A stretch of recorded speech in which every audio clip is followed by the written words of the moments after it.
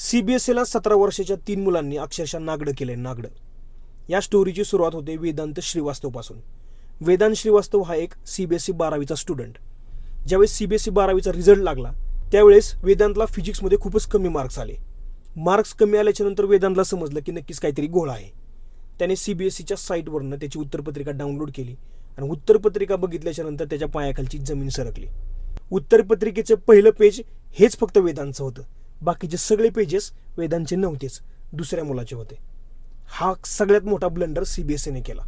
मग विचार करा, सीबीएसई अख्ख्या देशामध्ये एक्झाम कंडक्ट करते.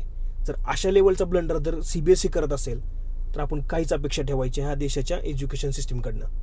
दुसरीकडे सार्थक सिद्धांत आणि निसर्ग अधिकारी हा जो की एक हॅकर आहे आणि एक रिपोर्टर, यांनी या सगळ्या गोष्टीचा अभ्यास केला आणि जी ऑन स्क्रीन सिस्टीम आहे सीबीएसईची, म्हणजे फिजिकल जी कॉपी आहे त्याची स्कॅन कॉपी काढायची आणि कम्प्युटरवर मार्क चेक करायचे.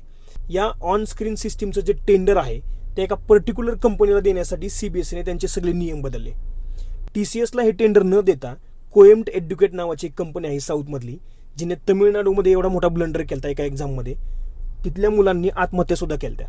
एवढा मोठा ब्लंडर करून सुद्धा सीबीएसईने कोएम्ट एड्युकेट नावाच्या कंपनीला ते टेंडर दिलं, सगळे नियम बदलून.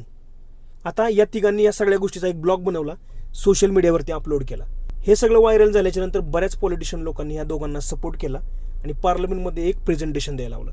प्रेझेंटेशन बघितल्याच्या नंतर सीबीएसईने काय केलं, त्यांच्या 2 अधिकाऱ्यांचं ट्रान्सफर केलं, म्हणजे एक चेअरमन आणि सचिव या दोघांचं ट्रान्सफर केलं. आपल्या देशामध्ये काही चूक झाल्याच्या नंतर पहिलं ट्रान्सफर केलं जातं, सस्पेंड नाहीत करत. मग ट्रान्सफर केल्याच्या नंतर मॅटर सॉल्व्ह होतो.